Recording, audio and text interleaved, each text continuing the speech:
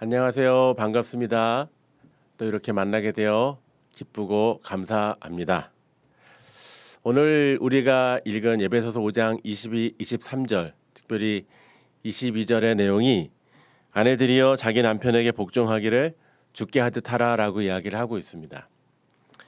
이 본문을 읽으면 부담스럽고 또 불편하고 거북한 분들이 계실 것입니다. 요즘같이 인권이나 개인의 성향을 존중하는 또 인공지능 시대에 살고 있는 우리들이 이 단어가 우리에게 다가왔을 때 좀 불편합니다. 그리고 복종이라는 단어도 사실은 우리에게 잘 쓰여지지 않는 단어죠. 그리고 이것이 잘 받아들이지 않기 때문에 아니 도대체 누가 이런 얘기를 했어? 우리 바울 사도가 한 이야기를 사람들이 알고 그래 결혼도 안 했는데 그 사람이 뭘 도대체 알겠어? 이렇게 이야기를 할 수가 있는 거죠. 특별히 또 죽게 하듯 하라 이렇게 하는데 문장이 좀 여러 가지 껄끄럽지 않습니다. 그래서 좀 번역본들을 좀 보게 되었는데요. 현대인의 성경과 쉬운 성경에 보면은 좀 그래도 뭐라고 나와 있냐면 주께 하듯 하라. 주께 순종하듯이 남편의 건의에 순종하십시오. 라고 나와 있습니다. 복종을 순종으로 좀 바꾸니까 약간 완화된 것 같지만 또 아내들 입장에서 아니 남편하고 주를 동급으로 만들어서 이것을 하라. 이것이 쉽게 용납이 되지는 않았습니다. 아내들 입장에서 볼 때 남편은 멋지죠. 그러나 시간이 지날수록 다르죠. 네. 그래서 저희 저번에 선교사님들하고 북클럽 모임을 한번 한 적이 있었는데요. 그 모임에 팀 켈러의 결혼을 말하다라는 책으로 진행을 했었습니다. 20년 차 선교사님이 자신의 남편에 대해서 얘기할 때 우리는 사랑으로 살기보다는 의리로 삽니다라고 그랬더니 선교사님들이 서로 막 웃었어요. 그랬더니 30년 차 결혼 생활하신 선교사님이 이런 얘기를 또 하셨습니다. 의리 중에서도 전우애로 삽니다. 맨날 치고받고 싸우다가 이제는 그냥 다 참고 그냥 넘어갑니다. 이제 이런 얘기를 할 때 한 번 더 웃었는데 그 내용이 굉장히 우리에게 다르게 다가왔었습니다. 특별히 영어 NIV 성경에는 이제 서브미트라고 하는 단어를 쓰죠. 그래서 이 서브미트라고 하는 복종이라는 단어인데 이 순종이라는 오베이하고는 약간 차이가 있습니다. 이 찾아보니까 우리가 뭐 숙제를 내다, 강공서에다 뭘 제출하다, 그때 밑에 서브미트 이렇게 있거든요. 그런데 이거는 좀 약간 오피셜한 느낌이 있는데 어원의 뿌리를 자꾸 찾아보니까 이 순종이라는 단어는 좀 자발적인 순종 이런 느낌이 좀 있습니다. 그러나 이 서브미트라고 하는 이 단어는 비자발적인 하고 싶지 않은데 해야 되는 것 뭐 이런 일들이 이 단어 안에 내포되어 있다라고 볼 수가 있는 것입니다. 헬라어 보니까 헬라어는 히포타스라고 하는 어원이 있는데요. 이 단어도 보니까 여기는 뭐 종속하다, 항복하다, 굴복하다라는까지 내용의 의미가 있는 것을 볼 수가 있습니다. 그러니까 뭐 번역이 다르게 좀 우리 시대하고 좀 비슷하게 순종이라고 하는 내용으로 완화돼서 쓰인 것도 있겠지만 원래 의미는 복종이 맞다라고 이제 봐야 되는 거죠. 자, 그러면 이제 우리 남편들 좀 긴장해서 들어야 됩니다. 왜 긴장해서 들어야 되냐 하면 이 나이스한 남편이 있죠. 부드럽고 매너 있고 정말 잘생기고 뭐 돈도 잘 벌고 또 뭐 지식도 많고 유명하고 뭐 그런 남편 애들을 잘해주고 집에 설거지하고 그런 남편이면 얼마나 좋겠습니까? 그러나 그 고대 사회의 그 남편들은 그러지 않았을 거요. 남편의 지위가 지금보다 엄청나게 높았고 여자들에 대해서 다른 사회적 간섭이 있었기 때문에 여자들이 볼 때 아내들이 볼 때 남편은 그렇게 매력적인 사람이 아니었습니다. 그런데 성경에서는 그 매력적이지 않는 남편에게 복종하고 죽게 하듯 하라라고 하는 그 단어까지 사용한 것을 볼 수가 있습니다. 여러분 우리 창세기 2장 18절에 그 아담과 하와 이야기 나올 때 그 하와를 돕는 배필이라고 그랬죠. 여러분 도움을 받는 사람이 강합니까? 아니면 도움을 주는 사람이 강합니까? 네, 도움을 주는 사람이 강하죠. 하와를 돕는 배필이라고 했죠. 아담은 도움을 받는 사람이라고 얘기했고. 그렇기 때문에 이 남편들에게 이 복종하라는 말을 썼다고 해서 남편들이 기뻐할 게 아니라 그만큼 부족하고 연약하기 때문에 참고 비자발적이라도 복종하라라고 하는 의미가 담겨 있다면 남편들은 그저 웃고만 있을 수 없는 아주 중요한 본문인 것입니다. 특별히 죽게 하듯 하라라고 하는 이 본문의 내용들이 우리가 잘 생각해 봐야 될 내용입니다. 하나님께서 하늘 보좌를 버리고 내려놓고 예수 그리스도를 이 땅에 가도록 하셨고 이 땅에 오셔서 만난 인간들은 너무나 힘들게 예수 그리스도를 배신하고 결국 십자가에 못 박아 달도록 했던 장본인들이었습니다. 이 십자가 사건을 대하는 예수님의 태도가 우리 마태복음 26장 39절에 나오지 않습니까? 아버지여 할 수만 있거든 이 잔을 내게서 피하게 하여 주옵소서라고 말씀하신 것을 보면 자발적 순종이기보다는 예수님은 복종이라고 하는 의미를 더 우리에게 보여주신 것입니다. 이 복종의 삶을 사셨던 십자가에서 하나님의 약속을 이루기 위한 그 복종의 삶을 사시는 모습을 보면서 사도들과 또 초대교회 성도들은 이 복종이라는 것이 어떤 것인지 잘 알았습니다. 특별히 그것을 볼 수 있는 본문이 히브리서 11장 35절에 나오는데 그 초대교회 성도들 삶이 이렇게 되어 있습니다. 더 좋은 부활을 얻고자 하여 심한 고문을 받되 구차히 풀려나기를 원하지 아니하였다라고 얘기를 하고 있습니다. 요즘하고 다르죠.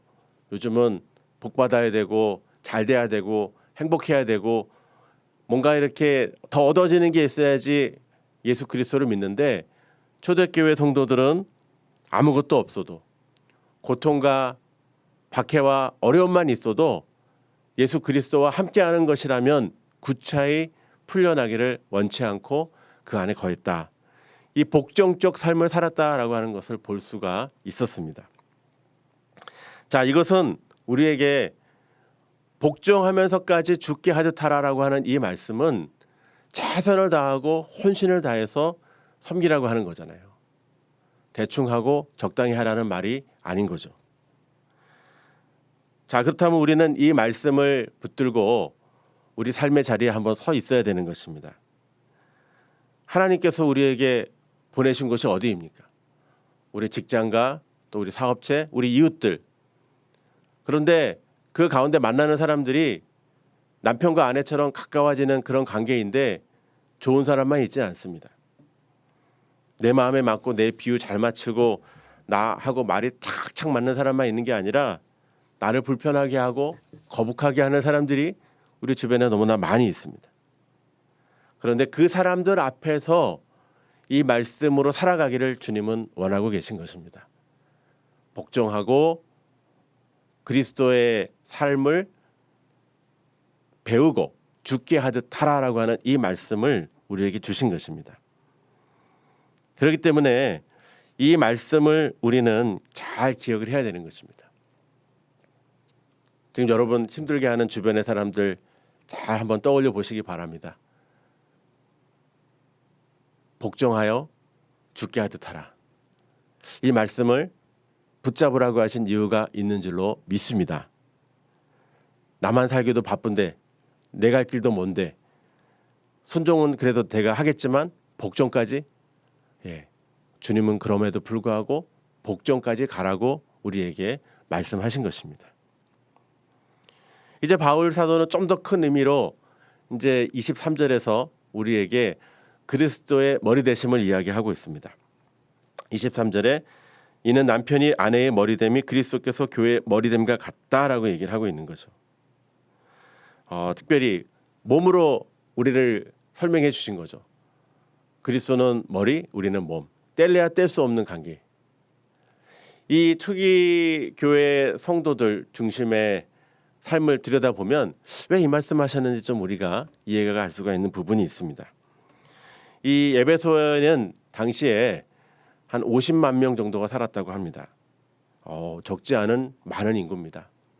항구 도시고 부유했고 상업이 발달됐고 또 많은 나라의 다른 사람 여러 사람들이 살고 있었고 또 여기에는 아데미 여신을 숭배하는 신전이 있었는데 축구장만한 크기의 20m 높이의 127개 기둥으로 세워진 신전이 있었다고 합니다. 어마어마합니다. 네. 이런 어마어마한 신전이 중심을 딱 잡고 있었고 거기에서 파생되는 뭐 여러 가지 종교 용품을 파는 곳, 뭐 예물을 뭐 하는 곳 이런 것들이 많았던 것입니다. 특별히 그 아데미 여신은 다산의 상징이었습니다. 그러다 보니 그 여사제들이 매춘 행위를 하는 것을 종교 행위로 삼았던 그런 분위기였기 때문에 얼마나 그 도시가 타락했는지를 알 수가 있는 것입니다. 자, 거기에 비하면 예수 그리스도 초대교회 성도들은 너무너무 빈약하고 없어 보입니다. 그 사람들은 특별히 예수 그리스도가 제자들을 또 사람들에게 배신받고 찔림을 당하고 십자가에 달려 죽었다는 이 이야기를 들으면 코웃음을 치고 비웃는 것입니다. 그게 무슨 신이냐 이렇게 얘기를 합니다. 우리의 아데미 여신을 봐라 이렇게 얘기할 수가 있을 것입니다. 아마 그랬기 때문에 바울 사도가 더 열정을 갖고 성경에 보면 에베소에서 거의 한 2년 정도를 묵었다고 얘기를 하고 있습니다. 사랑과 열정으로 정말 진심을 다해서 에베소에서 두란노 서원에서 가르쳤다라고 성경은 기록을 하고 있습니다. 이 특별히 바울 사도가 이 핵심적인 메시지가 이 예수 그리스도가 교회의 머리됨이다라고 얘기를 했잖아요. 왜 그랬을까? 여러분 왜 그랬을 것 같습니까? 바로 다른 머리들이 많았기 때문에 그렇습니다. 이 사람 저 사람이 서로 머리가 되려고 했기 때문에 아마 이렇게 했던 것 같습니다. 여러분 이런 모습들 가운데 우리는 기억해야 될 말씀들이 있는 것입니다. 성경의 흐름도 제자들도 누가 크냐 작냐 이런 얘기 많이 했습니다. 누가 예수님하고 더 가깝냐. 또 로마 황제 군사 문화였기 때문에 이 지휘관에 대한 그 존경과 이런 것들은 엄청나게 이 사회를 장악하고 있었습니다. 자, 이런 상황 속에서 예수님께서 교회의 머리가 되신다라고 하는 이 이야기들은 특별히 우리에게도 굉장히 중요한 내용인 것입니다. 여러분 사람은요 그럼에도 불구하고 머리가 되고 싶어 합니다. 리더가 되고 싶어 합니다. 6살짜리 아이들을 모아놨는데 아이들에게 장난감을 하나 주고 이 아이들이 어떤 행동을 하는가를 분석한 보고서가 있었습니다. 그랬더니 한 아이가 이 장난감을 먼저 점유하고 장난감을 갖고 놀다가 다른 애에게도 기회를 주면서 주고받으면서 이런 걸 통제를 하기 시작했는데 아이들이 자연스럽게 그 아이의 리더십에 따라간다라고 하는 것입니다. 리더에 대한 욕망은 그러니까 어릴 때부터 있는 거죠. 특별히 교회에서도 우리도 자꾸 리더가 되려고 합니다.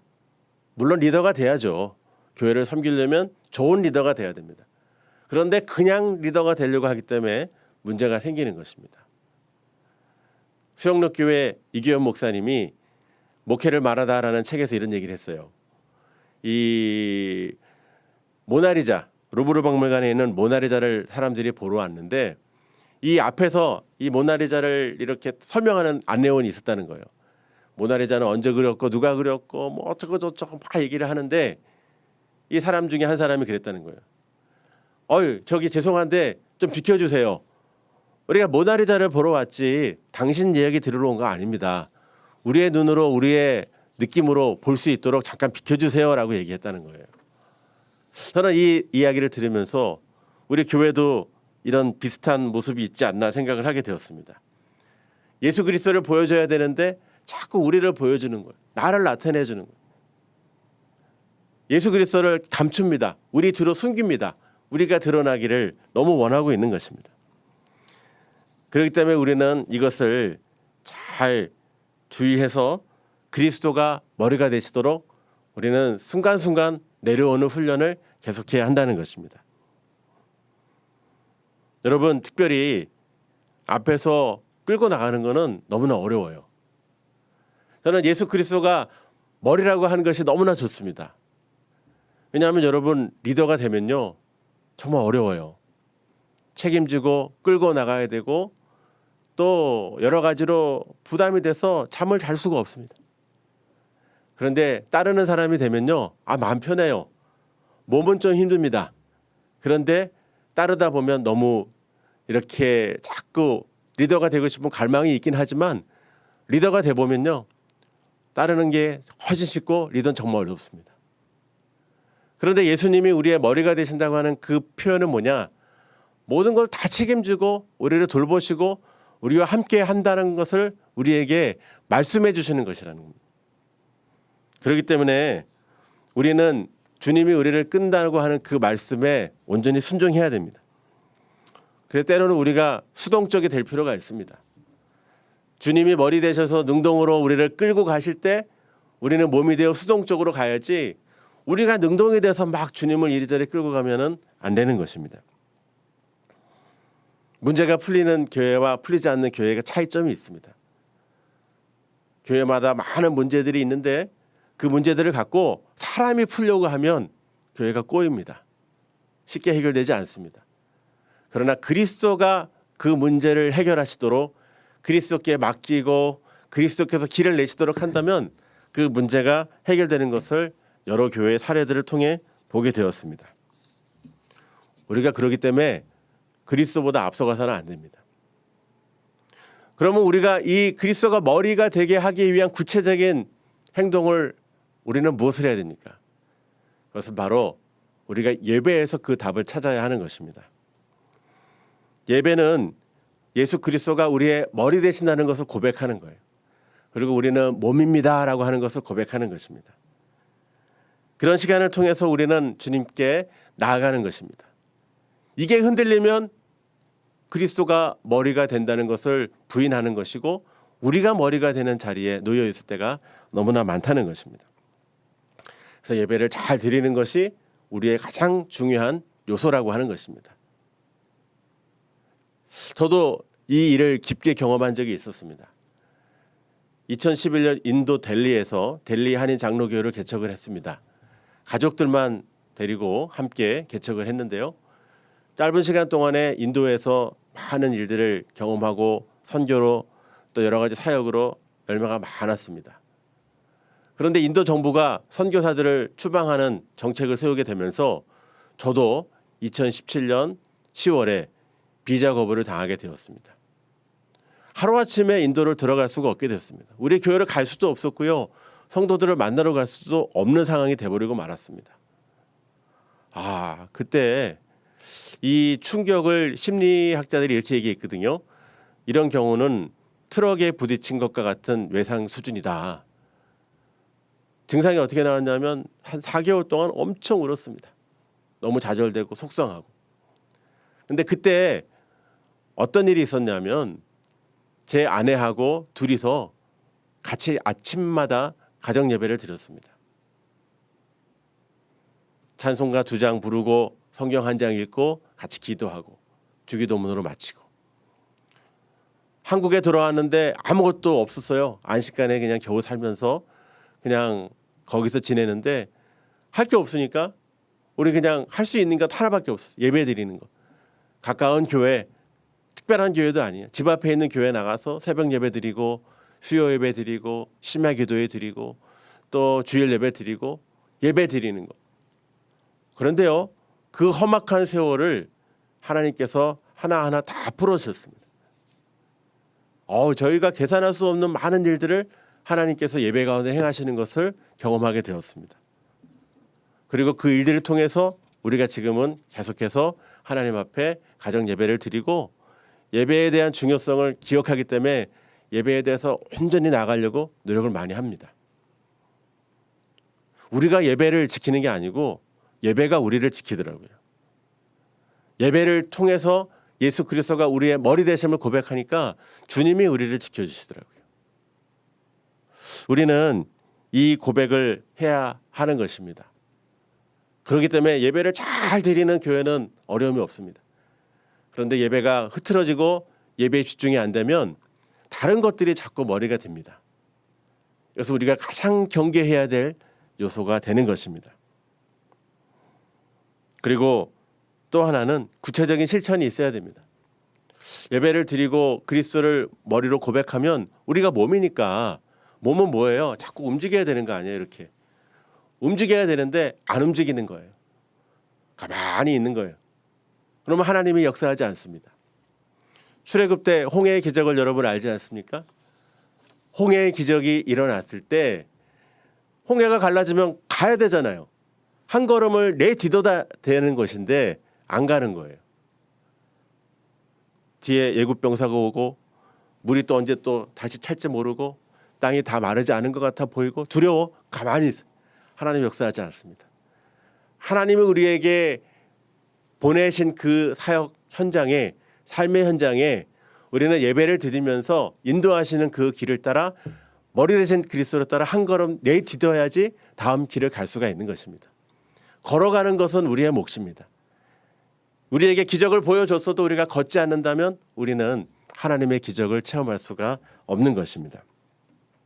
그렇기 때문에 우리는 이 기적의 놀라운 역사를 주님 앞에 의지하고 나아가면서 오늘 우리 삶에 때로는 복종하기 힘들고 순종하기 힘든 나하고 거북하고 불편한 사람들이 우리 삶에 있을지라도 아내와 남편과 관계처럼 우리가 정말 복종하고 죽게 하듯 하라고 하는 이 말씀을 붙들면서 그를 잘 섬기시고 하나님 나라를 보여주셔야 됩니다. 그게 여러분의 선교지입니다. 오늘 만나는 그 사람에게 죽게 하듯 하는 것, 이것이 바로 하나님이 우리의 일상에서 원하시는 선교의 모습인 것입니다. 이것을 감당할 때 우리는 머리 대신 그리스도가 우리 삶을 풍성히 인도하는 모습을 보게 될 줄로 믿습니다. 이 모습을 통해 이 말씀을 붙잡고 우리 삶의 현장을 하나님 나라로 세우는 저와 여러분 되시기를 주님의 이름으로 축원합니다. 기도하겠습니다. 하나님 감사합니다. 우리들을 붙들어 주신 하나님 그 은혜 가운데 거하게 하시고 우리가 주님이 인도하심을 온전히 받아 한 걸음 한 걸음 걷게 하시되 우리의 만날 사람들 우리 이웃들 그들에게 죽게 하듯 하며 그들에게 하나님 나라를 보이고 우리가 주의 영광을 나타낼 수 있도록 인도하여 주시옵소서. 그리스도가 우리 인생의 머리가 되게 하여 주시고 우리 가정과 우리 교회의 머리가 되게 하여 주시고 몸된 우리는 그 주님이 가라 하신 곳에 가고 서라 한 곳에 서게 하여 주시옵소서. 우리를 인도하실 주님을 찬양하며 예수 그리스도의 이름으로 기도하옵나이다. 아멘.